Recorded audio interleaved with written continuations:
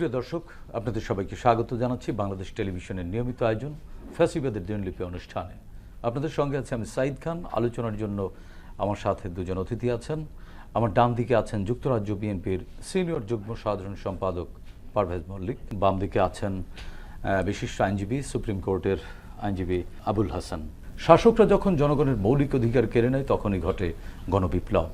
69, 90 এবং 24-এর অভ্যুত্থান তাই বলে। জার্মানির হিটলার, ইতালির মুসোলিনি, জাপানের হিদেকি তোজো, স্পেনের ফ্রান্সিসকো ফ্রাঙ্কো এবং বাংলাদেশের শেখ মুজিব ও হাসিনা তার প্রকৃষ্ট উদাহরণ। মানবজাতির ক্যালেন্ডারের পাতাকে রক্তাক্ত করা দেশ বিদেশের এই শাসকরা জেনে গেছে অত্যাচারের ফলাফল কি হয়। গবেষণামূলক এই অনুষ্ঠানের মাধ্যমে আমরা বিগত সরকারের যাবতীয় ফ্যাসিবাদী ও স্বৈরাচারী নীতির ধরনকে চিহ্নিত করবার চেষ্টা করছি, খুঁজে বের করবার চেষ্টা করছি নাগরিক অধিকার নিশ্চিতের পথ, যাতে ভবিষ্যতে আর কোনো শাসক নাগরিক স্বাধীনতাকে লঙ্ঘনের সাহস না পায়। দর্শক, আজ 6 জুলাই 2025। গত 16 বছরের শুধুমাত্র এই দিনটিতে কি কি ঘটেছিল অতিথিদের সঙ্গে আলোচনার আগে বিভিন্ন গণমাধ্যম থেকে সংগৃহীত কিছু সংবাদের শিরোনাম দেখে আসি। 2009 ঋণ খেলাপি 2000, ব্যাংকের পাওনা 15,000 কোটি টাকা। 2010 জাহাঙ্গীরনগর বিশ্ববিদ্যালয়ে ছাত্রলীগ আবার বেপরোয়া। 2013 খালেদার গাড়িতে ধাক্কা। 2014 মন্ত্রিত্ব টেকাতে দাগী আসামিদের মতো কথা বলছেন ইনু। 2017 অবিলম্বে গুম গোপন আটক বন্ধের আহ্বান হিউম্যান রাইটস ওয়াচের। 2018 যশোরে বন্দুকযুদ্ধে যুবক নিহত। 2019 গ্যাসের মূল্য বৃদ্ধিতে সরকারের গণবিরোধী চরিত্র প্রকাশ পেয়েছে, ইসলামী আন্দোলন। 2020 রিজেন্ট হাসপাতালে র্যাবের অভিযান, টেস্ট ছাড়াই করোনা পজিটিভ নেগেটিভ সনদ। 2021 সরকার কেন ভারত থেকে নিম্নমানের কয়লা আনছে। 2022 হাজারটা পদ্মা সেতু করলেও জনগণের আস্থা পাবে না সরকার, মির্জা ফখরুল। দর্শক, আমরা দেখে নিলাম গত 16 বছর ধরে ফ্যাসিস্ট শেখ হাসিনা সরকার কিভাবে রাষ্ট্রীয় প্রতিষ্ঠানগুলোকে সাধারণ মানুষের মুখোমুখি দাঁড় করিয়ে মানুষের মৌলিক মানবিক অধিকার কেড়ে নিয়েছিল। এসব বিষয় নিয়ে আলোচনা শুনবো অতিথিদের মুখ থেকে। শুরুতেই যাচ্ছি পারভেজ মল্লিক, আপনার কাছ থেকে জানতে চাচ্ছি, আমরা 2009 সালের একটি সংবাদের শিরোনামে দেখলাম ঋণ খেলাপি 2000, ব্যাংকের পাওনা 15,000 কোটি টাকা। এটি দৈনিক প্রথম আলোর খবর ছিল। শুধু 2009 নয়, এর পরের 16 বছর ধরে ব্যাংক খাতে খেলাপি ঋণের পাহাড় গড়ে তোলার দায় কি সরাসরি শেখ হাসিনার অর্থনৈতিক দেউলিয়াপনাকেই তুলে ধরা হয় না? এটি কি প্রমাণ করে না যে তার সম্পৃক্ততা বা তার হস্তক্ষেপ ছাড়া এগুলো হতে পারত না? ব্যাংকিং মাধ্যমে মনে করেন সরকারি অর্থ মনে করেন হাজার হাজার কোটি টাকা আত্মসাৎ করা এবং এই প্রক্রিয়াটাকে সরকারের সর্বোচ্চ মহল থেকে পৃষ্ঠপোষকতা করে সাপোর্ট করা, সেই প্রকৃষ্ট উদাহরণ আছে শেখ হাসিনা। পৃথিবীর কোন দেশের সরকার প্রধান কি এরকম নিজের দেশের সম্পদ লুটের অভিযোগে অভিযুক্ত হয়েছেন বা অভিযোগ উঠেছে? এরকম নজির আপনি পেয়েছেন বা শুনেছেন? এটা তো মনে করেন আপনার প্রশ্নই আসে না। ইভেন কি যদি আপনার পশ্চিমা দেশগুলোতে যদি তার কোনো প্রধানমন্ত্রী বা কোনো প্রেসিডেন্ট যদি তার সাথে সংশ্লিষ্ট কোনো ব্যক্তি যদি আপনার ন্যূনতম যদি কোনো দুর্নীতির সাথে যদি মানে যদি অভিযোগ ওঠে, অভিযোগ প্রমাণ না, অভিযোগ উঠলেও দেখা যায় যে সাথে সাথে সে ওই অভিযোগের দায়ভার নিয়ে আপনার পদত্যাগ করে, মানে স্বেচ্ছায় দাবি করতে হয় না যে এটার জন্য তার পদত্যাগে দাবি করতে হয়। সে তখন বলে যে তারা বলে যে এই যে মানে তারা যে আমার স্টাফ বা আমার সহকর্মী যারা আছে বা এটা দায়ভার তো আমাকেই নিতে হবে, কারণ সে আমার টিমের একজন মেম্বার। তো সেটা দায়ভার নিয়ে সে সসম্মানে চলে যায় এই কারণে যে ওই যে তার যে দায়িত্বটা, সেই দায়িত্বে থাকা অবস্থায় যদি তদন্ত যদি হয়, তদন্ত যদি তার যে ক্ষমতা সেটা যাতে সে প্রয়োগ না করতে পারে, ওইটা যাতে নিরপেক্ষ যাতে হয়, সেই জিনিসটাকে প্রমাণের জন্য কিন্তু তারা সব চলে যায়। কিন্তু আমরা উল্টো দেখলাম কি, এস আলমের বিরুদ্ধে যখন মানি লন্ডারিং বা ব্যাংক লুটের অভিযোগ উঠলো তখন একেবারে আদালতকে ব্যবহার করে সরাসরি অর্ডার দেওয়া হলো যে এই কেসের যেন কোনো তদন্ত করা না হয়। আমার কাছে মনে হয় কি যে বাংলাদেশের যে বড় বড় যে ব্যবসায়ী যারা আছে যে এই সমস্ত আপনার এই যে বিজনেসম্যান যারা আছে তারা তো বিজনেস করবে, তাদের কাজই হচ্ছে যে মুনাফা করা, তাই না? তা এখন যদি তারা হচ্ছে মুনাফার জন্য মনে করেন আপনার কাছে যাবে, আর আপনার কাছে আছে ক্ষমতা, যারা মুনাফা লোভী যারা আছে তারা আপনার ক্ষমতার ব্যবহার করবে। আর রাষ্ট্রীয়ভাবে যদি এই যারা মুনাফা লোভী যারা আছে তাদেরকে যদি পৃষ্ঠপোষকতা যদি না যদি করে, তাহলে তো তারা এটা করতে পারতো না। আজকে এস আলম গ্রুপ আপনার ফুলে ফেপে এত বড় মনে করেন মানে একটা দুর্নীতির আখড়ায় তারা ব্যাংক গ্রুপ আছে, মানে কোনো কোনো সময় দেখা গেছে কি যে আপনার ব্যাংকের যে লোন সেটা নিয়েও তাদের পোষাচ্ছে না, তারা ব্যাংকই দখল করে ফেলছে। এবং এটার সাথে সরাসরি যুক্ত আছে যে সরাসরি ফ্যাসিস্ট সরকারের প্রধানমন্ত্রী শেখ হাসিনার এবং তার যারা সাঙ্গপাঙ্গ, তার অ্যাসোসিয়েট যারা আছে তারা জড়িত, তার ছেলে জয় জড়িত। তো এখন ঘটনা হচ্ছে যে কি যে মুনাফা লোভীরা তারা চেষ্টা করেছে যে সরকারের সাথে সরকারের টপ লেভেলে যোগাযোগ করতে, এবং তারা যে তাদের যেটা করার তারা সেটা করেছে। আর কমিশনটা যে যত ভালো দিয়েছে মনে করেন সে তো মনে করেন তার পৃষ্ঠপোষকতা। কিন্তু তিনি তো বারবার বলতেন তিনি একজন নামাজি মানুষ, ধর্মপ্রাণ মুসলমান, তিনি তাহাজ্জুদ পড়েন, তিনি মানুষের কল্যাণের কথা ভাবেন এবং কেঁদে ফেলতেন। এটা হচ্ছে যে ভণ্ডামিরও একটা সীমা থাকা উচিত। হ্যাঁ, তো শেখ হাসিনা তো রং হেডেড মহিলা হিসেবে তো আপনার আদালত কর্তৃক আপনার একসময় তো প্রমাণিত ব্যক্তি। আর জানেন যে এই মহিলাটা ছিলেন এরকম যে যখন যেই অভিনয়টা করা দরকার সে সুদক্ষভাবে এই অভিনয়টা সে করতে পারতো না। কিন্তু একটা কথা আছে যে ছলনাময়ী, তো এই ছলনাময় বা এই যে কথাটা, এই কথাটা হচ্ছে যে শেখ হাসিনার জন্য পুরোপুরি মনে করেন আপনার প্রযোজ্য। তার প্রাপ্তির জন্য যা কিছু দরকার, যত রকমের নোংরামি যত রকমের করা দরকার সবই করেছে। বিশেষ করে আপনি দেখেন মিডিয়া বলেন, তারপরে আপনার অর্থনৈতিক সেক্টরে বলেন, যে সেক্টরে বলেন, আজকে কি হয়েছে যে গণমাধ্যম হচ্ছে যে মুক্ত গণমাধ্যমের কথা আমরা যখন মনে করেন বলি তখন আতঙ্কিত হয়ে যায়। যে হাসিনার সামনে কিছুদিন আগে আমি একটা এপিসোড দেখছিলাম যে বাংলাদেশের যত সম্পাদক আছে সবাইকে সামনে রেখে শেখ হাসিনা মুচকি মুচকি হাসছে, আর দেখছি যে সবাই শেখ হাসিনাকে নিয়ে এমন তেল মারতেছে, বাটার মারতে মারতে শেখ হাসিনা নিজেই হাসতেছে যে সে মজা নিচ্ছে। আমার কাছে ওই এপিসোডটা দেখে আমার কাছে মনে হচ্ছে যে সে মজা নিচ্ছে। অথচ আপনার দেখেন একটা সময় আমরা মনে করতাম যে সাংবাদিকরা যে কথাগুলো লেখে বা এরা যে লেখাগুলো লেখে, একটা সময় আমরা মনে করতাম যে তাদের কথাগুলো কত সুন্দর, কত ইয়ে। কিন্তু পরবর্তী দেখা গেল যে শেখ হাসিনার এই যে প্রভাব এবং যে দুর্নীতি, তার যে মানে তার তো বিষয়টা ছিল এরকম, হয় তার কথা শুনতে হবে, তার কথা কাজ করতে হবে, তাহলে সে যা পাবে ক্ষমতা অর্থ সব পাবে। আর যদি তার যদি কথা না শুনে তাহলে তো আছে এখানে সরকার বা কোনো ক্ষমতাসীন দল যদি ফ্যাসিস্ট হতে হয় বা ফ্যাসিস্ট হবে বলে একেবারে মানসিকভাবে সিদ্ধান্ত নিয়ে নেয়, তখন কি তারা গণমাধ্যমে এভাবে প্রভাব বিস্তার করে, বিশেষ করে স্তুতিকারক জন্ম দেয় যাতে তার বিরুদ্ধে কেউ না থাকে, বা যারা চিন্তক শ্রেণী, একটি রাষ্ট্রে তো চিন্তক শ্রেণী থাকতেই হয়, সেই চিন্তক শ্রেণীর মাথা থেকে এমন কিছু আউটপুট বের করে যে তার বিকল্প নেই। আমরা কিন্তু শেখ হাসিনার ক্ষেত্রে এই বিষয়গুলো দেখেছি। এটি কি ফ্যাসিজমের ধরনটাই এরকম? আমার কাছে মনে হয় যে শেখ হাসিনা মনে করেন আপনার জন্মগতভাবে আপনার ফ্যাসিস্ট যে চিন্তাধারা সেই ভিতরেই তার মনে করেন জন্ম হয়েছে, তার প্রকাশটা একটু বেশি ঘটেছে তার সময়। আপনি দেখেন শেখ মুজিবেও কিন্তু মনে করেন তার ভিতরে একটা ফ্যাসিজম ব্রেনের মনে করেন আপনার কাজ করতে, এক ধরনের অ্যারোগেন্সি ছিল। আপনারা জানেন মানে সংসদে দাঁড়িয়ে কিন্তু সে কিন্তু হত্যার সাথেও জড়িত, সংসদ সদস্যকে হত্যা করেছে। যে আওয়ামী যে ধারা বা আওয়ামী লীগের সাথে যারা যে বুদ্ধিজীবী বলেন বা তাদের সাথে যারা আছে সব হচ্ছে যে কি যে একই ধাঁচের, মানে আমি বলবো যে কাক টাইপের। ধরেন একটা কাক যখন একটা জায়গায় যখন ডাকে তখন দেখবেন অন্য অন্য কাকগুলোর সাথে সাথে কিন্তু একই সাথে আওয়াজ তোলে। তো এরা হচ্ছে এই দলটার সিস্টেমটা হচ্ছে যে কি যে আমরা একটা সময় ছাত্র রাজনীতি করার সময় একটা সময় বলতাম যে 100 জন যদি মনে করেন বিএনপির সমর্থক যদি একটা জায়গায় যদি থাকে তো সবাই ভদ্রভাবে আলোচনা করে, কিন্তু ওর ভিতরে যদি একটা যদি ছাত্রলীগ বা আওয়ামী লীগ যদি থাকে তো ওই জায়গায় আর বসা যায় না, মানে তার কথা এবং তার যন্ত্রণা। এবং আপনারা হয়তো মনে আছে দেখা যাবে যে কোনো কিছু না বললে শেষে বলতে কি যে মানে তর্কে পারবে না, যুক্তিতে যাবে না, বলে যাই বেটা তুই রাজাকার।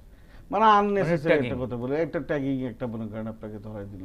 তো এদের স্টাইলটাই হচ্ছে যে আপনার মানে ফ্যাসিজমের যে মানে বীজটা, এটা এই যে ট্যাগিং, এটাই তো এক ধরনের মবকে উস্কে দেয়া। জি জি জি জি জি এরা সবসময় আপনার এদের ভিতরে কোনো সময় ইয়ে ছিল। তবে শেখ হাসিনা লং টাইম ক্ষমতায় থাকার কারণে মানুষ যে যারা ভুলে গিয়েছিল, মনে করেন আপনার এই শেখ যে মুজিব শেখ শাসনামল যারা মুজিব দেখেনি। শাসনামল যারা দেখেনি, ৭৪-এর যে মানে আপনার দুর্ভিক্ষ, এটা যারা দেখেনি, জাতি নতুন করে মনে করেন দেখার সৌভাগ্য মানে বা সমৃদ্ধ হলো। দুর্ভাগ্য, আপনি যেটাই বলেন না কেন, না, এটা সেটা সমৃদ্ধ মানুষ হলো। মানুষ এটা মানুষ দেখেছে। তো মানুষ হচ্ছে যে একটা জিনিস হচ্ছে যে কি, যে দেখেন আমাদের ওই অঞ্চলের মানুষ সহজে যেমন সবকিছু মনে করেন গ্রহণ করে নেয়, আবার খুব দ্রুত আবার সেই মত মনে করেন চেঞ্জ করতে মানে করতে goldfish সময় memory লাগে না। টাইপের। জি, আপনার দেখবেন যে কি যে যে আপনাকে ওয়েলকাম জানাচ্ছে, কিন্তু আপনাকে ওয়েলকাম জানানোর পরে যদি দেখা যায় যে একটা মানুষের হচ্ছে যে ক্ষমতা না দিলে আসলে বোঝা যায় না যে আপনার ভিতরে মনুষ্যত্ব আছে না পশুত্ব আছে, মানে স্বরূপটা কি, আপনার বোঝা যায়। স্বরূপটা কি। তো আপনার ভিতরে যদি পশুত্ব যদি পরিমাণটা যদি বেশি থাকে, তাহলে ওইটা তো বিস্ফোরণ প্রকাশ ঘটবেই, ঘটবেই, প্রকাশ কোনো কোনো না কোনো ভাবে আপনার জি, প্রকাশ পারভেজ ভাই, ঘটবে। আপনার কাছ থেকে আবারও শুনবো। আমরা একটু অ্যাডভোকেট আবুল হাসান, আপনার কাছ থেকে একই বিষয়ে শুনে আসতে চাই। গত 16 বছরের কোনো একটা দিন নাই যে দিনটায় অর্থনৈতিক করাপশন ঘটেনি, বা সংবাদপত্রের পাতা বলেন বা টেলিভিশন স্ক্রিন বলেন, ছোট করে হলেও কোথাও না কোথাও এসেছে। আসলে একটি রাষ্ট্রের মানে নির্বাহী প্রধান, যিনি সরকারের প্রধান, তিনি কি করে কোর্টকে ব্যবহার করে কোনো শিল্প গ্রুপের দুর্নীতি বা তার নিজের পক্ষের একজন দুর্নীতিবাজকে রক্ষা করবার জন্য অর্ডার করান?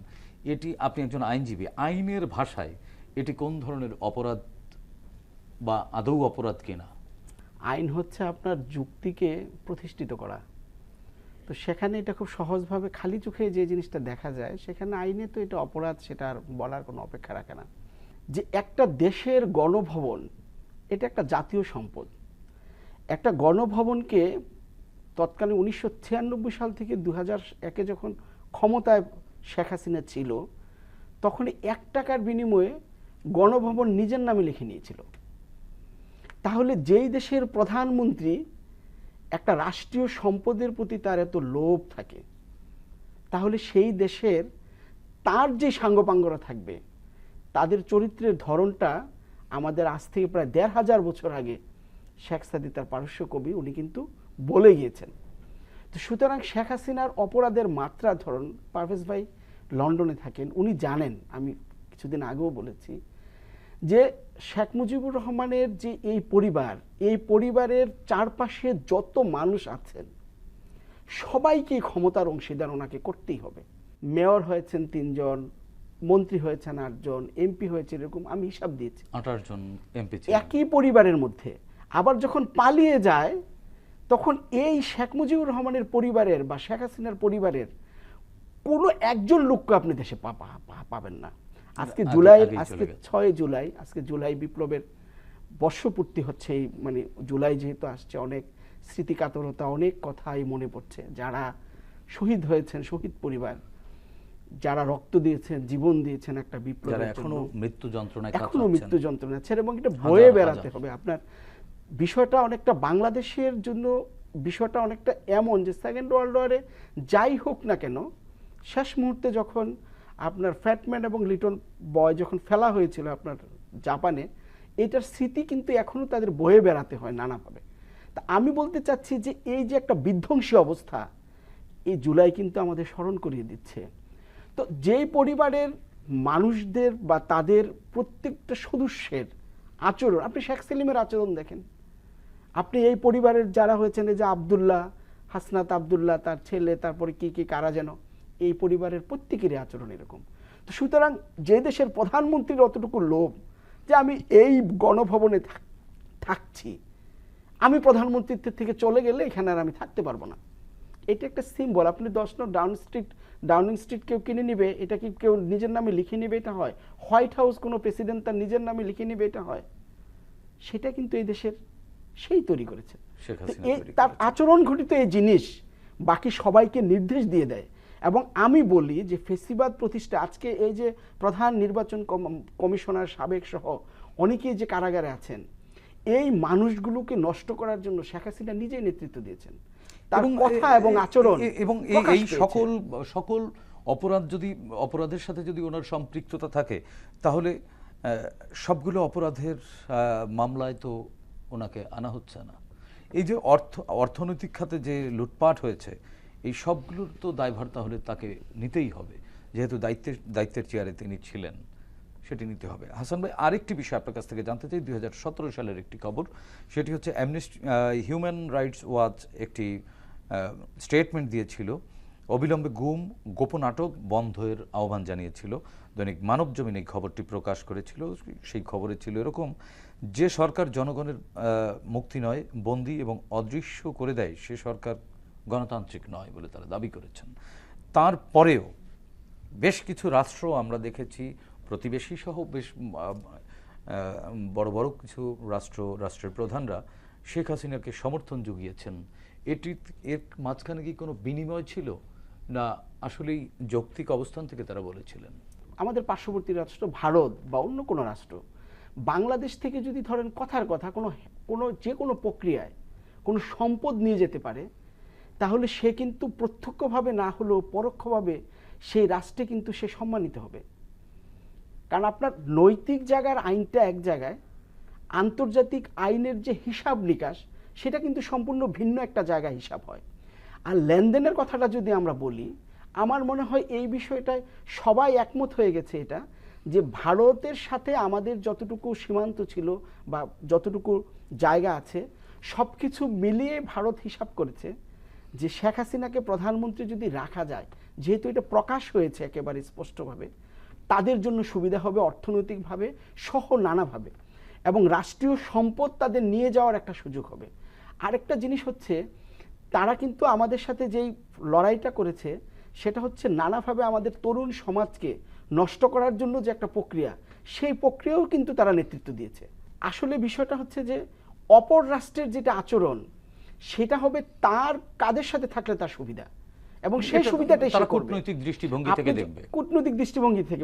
আপনি যখন আপনার দেশের হয়ে কথা বলেছেন, শেরে বাংলা একটা কথা বলেছিলেন, আমার যতদূর মনে পড়ে উনি কথাটা বলেছিলেন, সম্ভবত 40 সাল বা তার সমসাময়িক সময় বা একটা সময়, যে ভারত যখন আমার সমালোচনা করে, কলকাতার বাবুরা যখন আমার সমালোচনা করে, তখন বুঝতে হবে আমি সঠিক জায়গায় আছি বা আমার দেশের জন্য কাজটা সঠিক মতো হচ্ছে।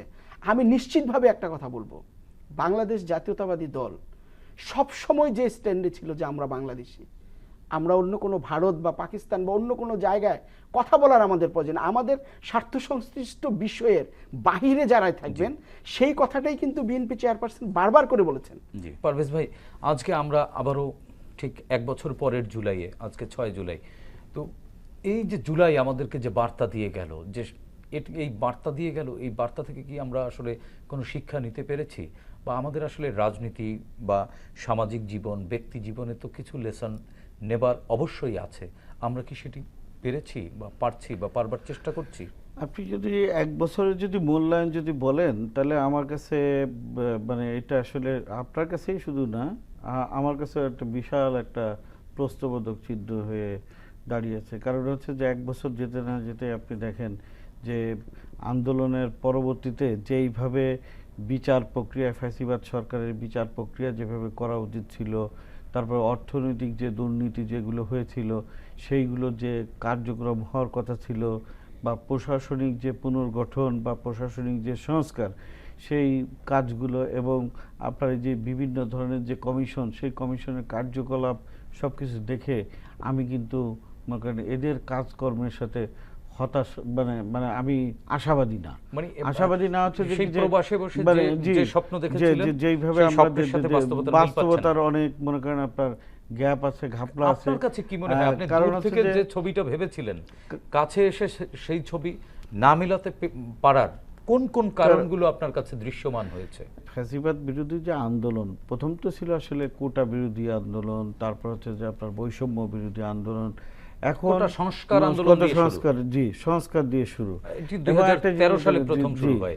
তো এটা ধারাবাহিকতা আপনার আস্তে আস্তে আপনি দেখেন, জুলাই যখন আন্দোলনটা যখন আবার নতুন করে যখন হলো, একটা জিনিস দেখবেন যে প্রথমেই বিএনপির ভারপ্রাপ্ত চেয়ারম্যান তারেক রহমান সাহেবই কিন্তু প্রথম এই আন্দোলনের প্রতি রাজনৈতিক প্ল্যাটফর্ম রাজনৈতিক সমর্থন উনি দিয়েছিলেন। রাজনৈতিক সমর্থন দিয়েছিলেন এবং ঘোষণা দিয়েছিলেন যে আগামী নির্বাচনে মানে যদি উনি যদি উনি উনি যদি রাষ্ট্র ক্ষমতা পরিচালনার রাষ্ট্র পরিচালনার দায়িত্ব দায়িত্ব পান তাহলে এই বিষয়টাকে সমন্বয় উনি করবেন। সমন্বয় মনে করেন করবেন এবং তাদের এই যে যৌক্তিক আন্দোলন সেই যৌক্তিক আন্দোলনের সমর্থনই না, শুধু ওনার সমস্ত নেতাকর্মীদেরকে সহযোগিতা করার আশ্বাস দিয়েছিলেন।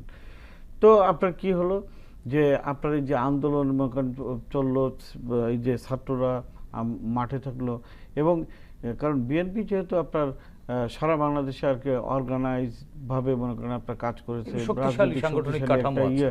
তো আপনি যদি জুলাই আন্দোলন বলেন বা এই ফ্যাসিবাদ আন্দোলন যদি বলেন, আমি তো ফ্যাসিবাদ বিরোধী আন্দোলন তো জুলাই ছিল পরিণতি, আন্দোলন হ্যাঁ ছিল 17 লং বছর। টাইম ধরে আপনার মনে করেন আপনার করা হচ্ছে যে আন্দোলনে যদি আপনি যদি মহানায়ক যদি বলেন তাহলে তো দেশ নায়ক তারেক রহমানই আন্দোলনের মহানায়ক।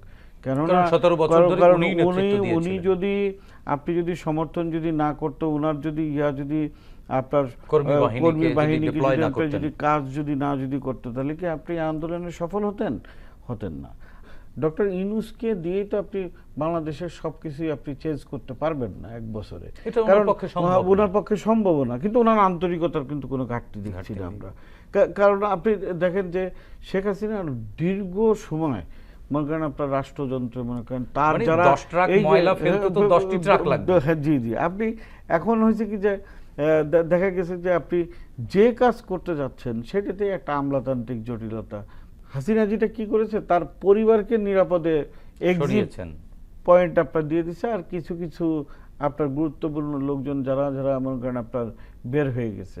তো এদের যারা সুবিধাবাদী যেই শ্রেণীটা যারা আছে, হ্যাঁ তারা তো এখনো থেকে গেছে বহাল তবিয়তে। এবং তাদের কাছে তারা অর্থনৈতিকভাবে শক্তিশালী, তারা মনে করেন মানে বিভিন্ন সেক্টরে তাদের এবং কিন্তু অবৈধ আপনার- অস্ত্রও আছে হ্যাঁ তাদের হ্যাঁ হাতে। সবকিছু মনে করেন সবকিছু মিলে এখন জিনিসটা হচ্ছে যে কি যে আপনি একটা টিম নিয়ে কাজ করবেন, 10 জনের ভিতরে যদি 8 জনে যদি ওই ভাবাপন্ন যদি থাকে তাহলে আপনি কিভাবে কাজ করবেন। এখন ঘটনা হচ্ছে যে আপনার এই যে শক্তভাবে যে আপনার যে আপনি যে কাজ যে করবেন, আমি বলবো না যে এই সরকারের সেই সদিচ্ছা নেই, সদিচ্ছা অবশ্যই আছে এবং কিন্তু সদিচ্ছা আছে কিন্তু প্রতিফলন যেটা মানে মানে সক্ষমতায় এক একটু বছরের ঘাটতি আছে। যে আপনার যে কার্যক্রম মনে হচ্ছে যে যুগের পর যুগ চলে যাবে, কিন্তু আমরা গল্প শুনবো কিন্তু কাজ তাহলে প্র্যাকটিক্যালি কাজ ছোট হবে করে বলে- একটু জানতে চাই, তাহলে কাজ হওয়ার জন্য কি করা জরুরি বলে আপনি মনে করেন একজন নাগরিক হিসেবে? বিষয়টা হচ্ছে কি দেখুন যে যার যে কাজ তাকে সেটা করতে দিতে হবে। আপনি সাংবাদিকতার মানুষ, আপনার হচ্ছে কলমই আপনার শক্তি। এখন আমি হচ্ছে রাজনীতি করি, আমার কাজ হচ্ছে যে মানুষ জনগণ নিয়ে কাজ করা। এখন আমি যদি আপনার জায়গায় যাই আর আপনি যদি আমার জায়গায় আসেন তাহলে কি হবে? দুইজনের একটাও হবে না। মানে কোনোটাই কিন্তু ঠিকমতো আপনার কাজ করবে না। তো রাষ্ট্র এবং রাষ্ট্রযন্ত্র, রাজনীতিবিদরা হচ্ছে রাজনীতি করে, রাষ্ট্র নিয়ে যারা ভাবে, রাষ্ট্র নিয়ে যারা কাজ করে, যারা জনগণকে নিয়ে যারা কাজ করে, গণতান্ত্রিক ধারায় ফিরে আসার জন্য ভোট এবং নির্বাচন, যেটা বিএনপি বলে আসছে, আমাদের ভারপ্রাপ্ত মানে সকল চেয়ারম্যান রাজনৈতিক বলেছে, দল সকল বলছে, রাজনৈতিক দল অন্তর্বর্তীকালীন বলছে, সরকারও বলছে, অধিকাংশ শুধুমাত্র সময়টা নিয়ে একটু সময়টা নিয়ে আপনার ইয়ে একটু হচ্ছে বিতর্ক আছে। যে এই যে আপনার যখনই আপনার একটা রাজনৈতিক সরকার যখন আসবে তখনই আপনার জবাবদিহিতার বিষয় থাকবে। মানে আপনার বক্তব্য হচ্ছে আসলে জবাবদিহিমূলক একটা সরকার মানে প্রতিষ্ঠা দীর্ঘ হবে। জাঙ্ক সাফ করা আসলে এক বছরের কাজ বছরের না, না। এবং আসলে এটির জন্য রাজনৈতিক গার্বেজ রাজনীতিবিদরাই সাফ জি, করতে জি, ভালো জি, পারবেন, জি, বিষয়টি অবশ্যই। এরকম। প্রফেসর ইউনূস সরকারের যে আন্তরিকতা, সেই আন্তরিকতার পালে যদি রাজনীতিবিদরা তাদের আন্তরিকতা যোগ করে, সেক্ষেত্রে আমাদের রাষ্ট্রীয় যে এই প্রতিবন্ধকতাগুলো বা আপনাদের সাধারণ মানুষের যে প্রত্যাশা, যেটি আসলে আপনার বক্তব্য অনুযায়ী এক বছরের মধ্যে সেই কাঙ্ক্ষিত লক্ষ্যে আমরা পৌঁছতে পারিনি, সেটি হচ্ছে রাজনৈতিক শক্তিগুলো যদি এর সাথে যোগ হয় তাহলে সেটি ত্বরিত হবে। যে যারা আন্দোলনের সব থেকে বেশি ভূমিকা রাখলো যে দলটি, আমার কাছে মনে হচ্ছে যে কি যে ফ্যাসিবাদ সরকারকে সমালোচনা না করে একটি গোষ্ঠী দেখছি, ফ্যাসিবাদের পরোক্ষ একটা শক্তি, তারা বিএনপিকে টার্গেট করছে, জাতীয়তাবাদের শক্তিকে মনে করেন টার্গেট করছে যে তারা কেন ভোট চায়, কেন নির্বাচন চায়, নির্বাচনে আসলে তারা যে ইয়া হয়ে যাবে। কারণ তারা দেখছে যে এখন যেভাবে তারা যে গুরুত্বটা পাচ্ছে, নির্বাচন হয়ে গেলে তাদের তো আসলে গুরুত্ব থাকবে না, জিরো। সেই ধরনের আতঙ্ক তাদের মধ্যে তো জেঁকে এই বসেছে। আতঙ্ক থেকে যেখানে শেখ হাসিনা সহ আপনার এই ফ্যাসিবাদী সরকারের যারা দোসর আছে, যেখানে বিচারের জন্য যারা কথাগুলো বলবে, তারা এই কথা না বলে বিএনপি কি করছে, বিএনপির কি, খালি ভুল ধরার মনে করেন আপনার তালের ভিতরে। হাসান ভাই, পারভেজ ভাই যে লুফলস গুলো বললেন সেগুলো তো আছেই, সেগুলো রিপিট করতে চাই না। এগুলো কাটিয়ে উঠবার জন্য আসলে 1 মিনিটে সমাধান সূত্র কি আসলে? দার্শনিক প্লেটো বলছেন একটা মানুষকে একটা কাজই করতে হয়, তাহলে সেই কাজের মাধ্যমে সে মুন্সিয়ানার পরিচয় দিতে পারে। এখন দেশের মধ্যে যে জিনিসটা হচ্ছে সেটা হচ্ছে রাষ্ট্রের মধ্যে নানা প্রকারের শক্তি থাকে। এই শক্তিগুলো গণতান্ত্রিক চর্চা না করে আমার মনে হয় গণতন্ত্রের বাহিরের কথাগুলো চিন্তা করে বেশি। তাহলে যে জিনিসটা হচ্ছে যে সেটা হচ্ছে গণতন্ত্রের সৌন্দর্যের সবচেয়ে বেশি যে জিনিসটা, যেটাকে বলা হয় যে এটা একটা আর্ট অফ কম্প্রোমাইজ। তাহলে যদি এটা আর্ট হয় তার মানে শিল্প এটার সাথে জড়িত। তো শিল্প যদি আপনার জড়িত হয় তাহলে শিল্পের নর্মসগুলোকে আপনাকে মেনেই কিন্তু এটা করতে হবে। আপনি যদি নিজের মতো করে ভাবতে থাকেন নানা কিছু আপনি ভাবতে পারেন, কিন্তু শিল্পের জায়গায় যে আর্ট অফ কম্প্রোমাইজ সেটা করতে হবে। আর শিল্পের সবচেয়ে বড় যেটা দিক সেটা হচ্ছে শিল্পের অরা। যেমন আপনার এই টিভিতে যখন আমি আসি বিটিভিতে, তখন ঢোকার পরে আমার নানা স্মৃতি মনে পড়ে এই বিটিভি নিয়ে। সেই স্মৃতিটা হচ্ছে কি পড়াশোনা কেন্দ্রিক স্মৃতি, দেখাশোনা কেন্দ্রিক স্মৃতি, টিভি, নাটক, শৈশবে আমরা কিভাবে বিটিভি দেখতাম, এটা হচ্ছে কি এটা শিল্পের অরা। যেমন আপনার ফ্রান্সের ধরেন লোভর মিউজিয়ামে যেই মোনালিসার ছবিটা আছে, সেই ছবিটাকে স্পর্শ করে আপনি যে অনুভূতি পাবেন সেটা কিন্তু আপনি এটাকে হাজারো রেপ্লিকা করে যদি আপনি দেখেন সে অনুভূতিটা আপনি পাবেন না, কারণ এটা শিল্পীর জায়গায় কিন্তু এটা আছে। সুতরাং রাজনীতির যে অরা এই দেশে তৈরি হয়েছে, আমি সহজভাবে যদি বলি, এই রাজনীতিক অরাকে আপনাকে স্বীকার করেই রাজনীতি করতে হবে। আপনি যদি রাজনীতিক অরাটাকে যদি আপনি শিল্পের জায়গা না বিবেচনা করে নিজের মতো করে অন্য কিছু চিন্তা করেন, আমার মনে হয় এটা কারোর জন্য মঙ্গলজনক হবে না, সেটি সমাধানের পথ হতে পারে না। পারভেজ ভাই, বিদায় নেব 30 সেকেন্ডে। সরকারের প্রতি কোনো পরামর্শ আছে কিনা বা রাজনৈতিক দলের প্রতি কোনো আহ্বান আছে কিনা? আমি আশা করব যে বর্তমান সরকারের যিনি প্রধান উপদেষ্টা, ওনার সদিচ্ছা আছে যে দেশে একটি সুষ্ঠু স্বাভাবিক একটি নির্বাচন করার। ইতিমধ্যে আপনারা দেখেছেন বিএনপির ভারপ্রাপ্ত চেয়ারম্যান তারেক রহমান এবং প্রধান উপদেষ্টার বৈঠকের মাধ্যমে যে বাংলাদেশের যে একটা অস্থিরতা বিরাজ করছিল, একটা নতুন একটা আশার আলো দেখছে। আমরা সেই আশাটা দেখতে চাই। আর সারা বাংলাদেশের ঐক্যের প্রতীক হচ্ছে দেশনেত্রী বেগম খালেদা জিয়া।